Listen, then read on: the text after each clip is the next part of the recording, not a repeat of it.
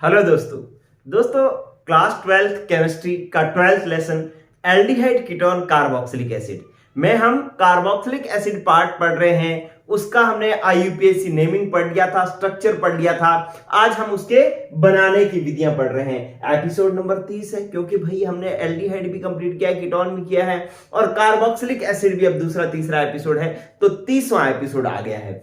चलिए आज हम बनाने की विधियां पढ़ रहे हैं। तो बनाने की विधियों को जानने से पहले वो सुपर मैजिक वाली लाइन आपको याद होनी चाहिए। क्या थी लाइन? कि यार हम हाइड्रोकार्बन का ऑक्सीकरण करवाते हैं तो एल्कोहल बनता है, एल्कोहल का ऑक्सीकरण करवाते हैं तो कार्बोनिल यौगिक बनता है और कार्बोनिल यौगिक का ऑक्सीकरण करवाते हैं तो कार्बोक्सिलिक अम्ल बनता है। हमें बनाना क्या है? कार्बोक्सिलिक अम्ल। आज हम दो हेडिंग पढ़ेंगे।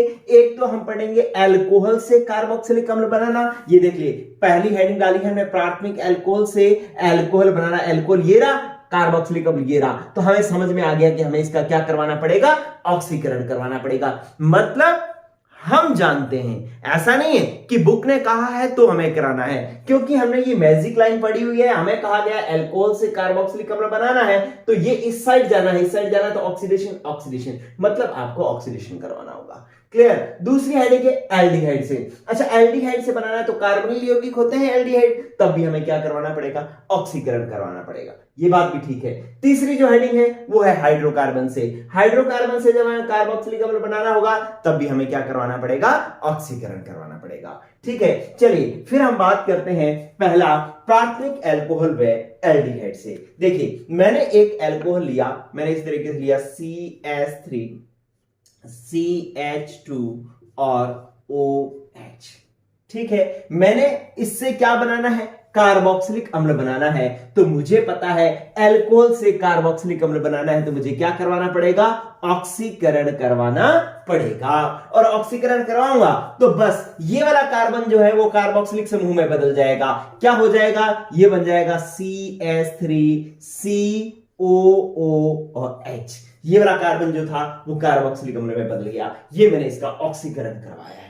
ठीक है, अब बात आती है कि ये ऑक्सीकरण हम जो है किसकी सहायता से करवा सकते हैं। तो ये ऑक्सीकरण करवाने के लिए हमें ऑक्सीकारक की आवश्यकता पड़ेगी। अच्छा, ऑक्सीकारक भी कैसा चाहिए होगा? परबल ऑक्सीकारक चाहिए होगा।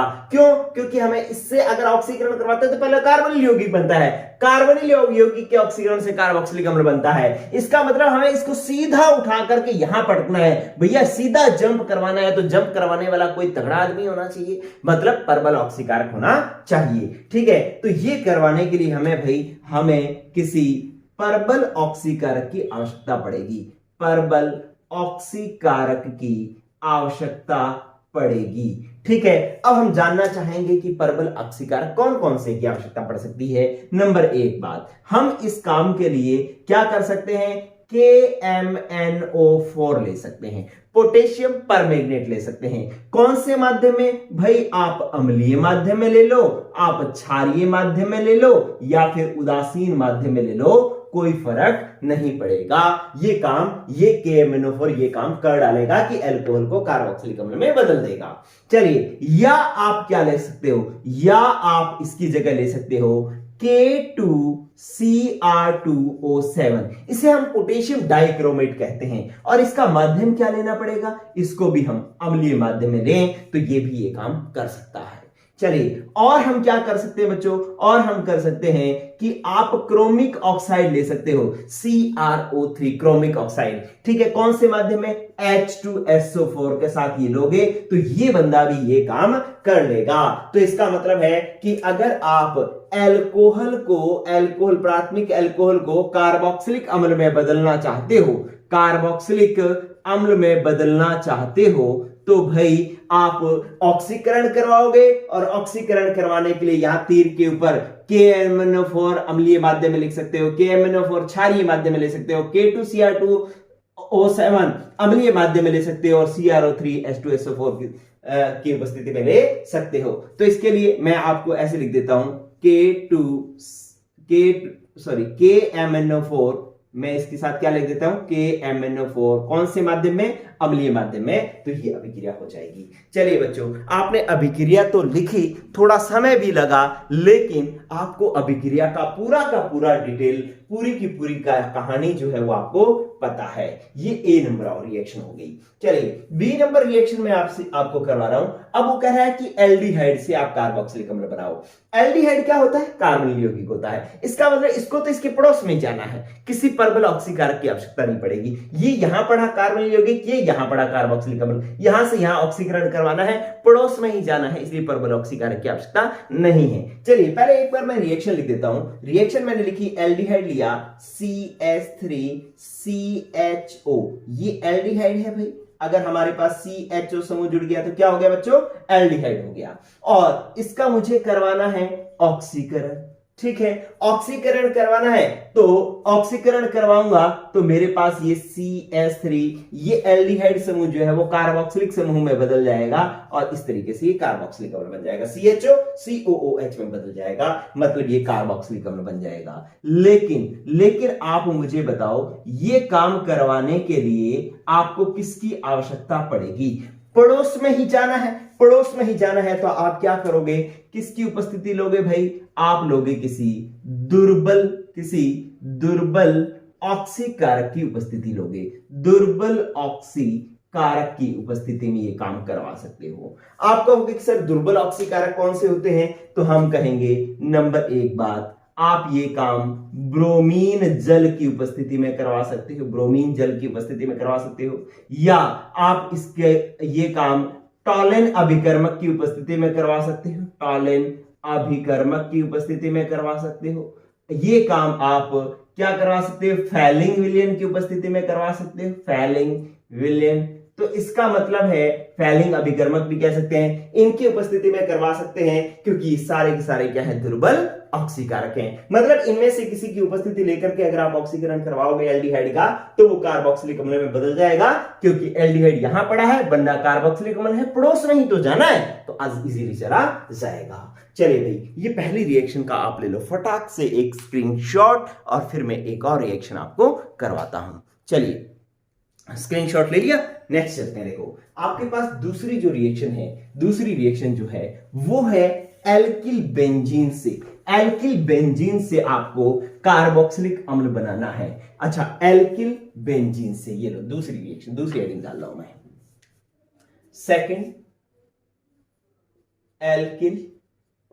एल्किल बेंजीन से, एल्किल बेंजीन से, ठीक है। अब चलिए बताओ, आप मुझे एक बात बताओ बच्चों, क्या करना है? एल्किल बेंजीन क्या होगा? ये मैं एक बार एल्किल बेंजीन बनाता हूं, आप शायद पहचान जाएंगे। ये मैंने बनाया एल्किल बेंजीन और इसके साथ मैंने एल्किल समूह जोड़ दिया। ये लो भाई, मैंने एल्किल समूह जोड़ दिया CH3, तो ये एल्किल बेंजीन हो गया। अब मुझे इसको किस में बदलना है? कार्बोक्सिलिक अम्ल में बदलना है। अरे ये हाइड्रोकार्बन ही तो है, कार्बन और हाइड्रोजन से मिलकर बने हुए हैं, तो ये क्या है? एक प्रकार का हाइड्रोकार्बन ही है। और हाइड्रोकार्बन को किस में जाना है? कार्बोक्सिलिक अम्ल में। अरे कितने पड़ोसी पार करने पड़ेंगे? 1 2 3, तीसरे में जाना है, तो परबल ऑक्सीकारक की आवश्यकता पड़ेगी, ठीक है। तो परबल ऑक्सीकारक की आवश्यकता पड़ेगी। पहले ये बात है कि इधर जा रहे हो तो आपको ऑक्सीकरण करवाना है, और ऑक्सीकरण करवाने के लिए किसकी आवश्यकता पड़ेगी? परबल ऑक्सीकारक की आवश्यकता पड़ेगी। अब परबल ऑक्सीकारक कौन है? KMnO4 क्षारीय माध्यम में ले लो। किसके ऊपर क्या ले लो?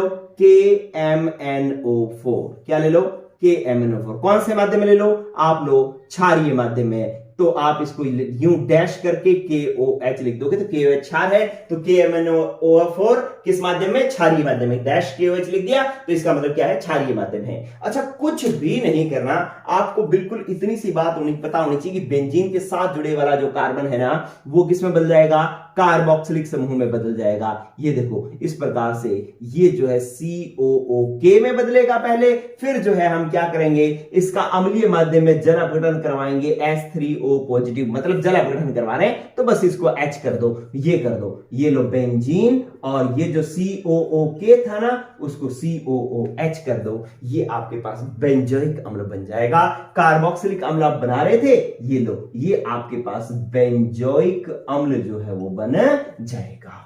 ठीक है बच्चों, अगर मैंने यही काम ऐसे, देखो ऐसे मैं करवा दूं तब भी काम चलेगा। ये वाली रिएक्शन इतनी लंबी लिख दी ना, तो मैं इसको ऐसे कर रहा हूं। देखो अगर मैंने ऐसा किया, ये लो, ये बेंजीन, और यहां पर मैंने थोड़ी लंबी एल्किल श्रृंखला रख दी, CH3 CH2 CH3, 3 कार्बन वाली लिख दी। अब मुझे पता है कि इससे मुझे कार्बोक्सिलिक अम्ल बनाना है, तो मुझे क्या करवाना पड़ेगा? ऑक्सीकरण। ऑक्सीकरण करवाना है तो ऑक्सीकारक लेना पड़ेगा, और चूंकि ये हाइड्रोकार्बन है और जाना कार्बोक्सिलिक अम्ल में है तो परबल ऑक्सीकारक लेना पड़ेगा। और परबल ऑक्सीकारक के मैंने एग्जांपल अभी आपको बताए थे कि MnO4 कौन से माध्यम में? क्षारीय माध्यम में लोगे तो ये रिएक्शन करवा सकते हो। अच्छा, मैंने ये अलग लिया, ये जल अपघटन अलग अलग करवाया, तो ये 3 स्टेप में रिएक्शन हुई। अगर मैं इसको ऐसे कर दूं ना, H3O पॉजिटिव, इसी में तीर के नीचे एक बार और ये लिख दूं, तो बिल्कुल इजीली क्या होगा? बिल्कुल इजीली आपको 3 स्टेप बनाने की ही जरूरत नहीं पड़ेगी, और इस तरीके से ये बन जाएगा बेंजीन। और इसके साथ वाला जो कार्बन है, गौर करना, ये स्टार डाल करके बात समझ लेना, गलती ना हो जाए कहीं। क्या करना है कि इसके जस्ट साथ वाले कार्बन को आप COOH में चेंज करोगे।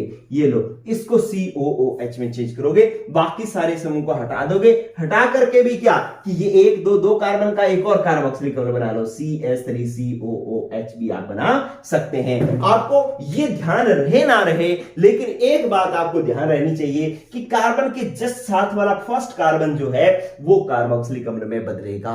यस और नो? बाकी को आपको सबको रिमूव कर देना, चाहे कुछ भी लगा हुआ है, हमें उससे कोई मतलब नहीं है। बस KMnO4 क्षारीय माध्यम में आप जल अपघटन करवाओगे, ऑक्सीकरण करवा करके जल अपघटन करवाओगे, तो कार्बन बेंजीन के जस्ट पास वाला कार्बन, ये वाला कार्बन कार्बोक्सिलिक अम्ल में बदल जाएगा। एक बात और, 1 डिग्री भी बदल जाता है, 2 डिग्री कार्बन में बदल जाता है, लेकिन अगर 3 डिग्री कार्बन हो तो वो कार्बोक्सिलिक अम्ल में नहीं बदलता। वो चलो छोड़ो, वो आपको ज्यादा ध्यान रखने की जरूरत नहीं है। 1 डिग्री और 2 डिग्री एल्किल समूह जो है वो कार्बोक्सिलिक अम्ल में बदल जाता है अगर हम इस प्रकार से ऑक्सीकरण करवाएं तो। चलिए बच्चों, स्क्रीनशॉट ले लो। आज की 2 रिएक्शन हुई कंप्लीट, और अगले एपिसोड में मैं 2 और रिएक्शन करवाऊंगा और बनाने की विधियां करवा दूंगा पूरी। आज के लिए इतना ही।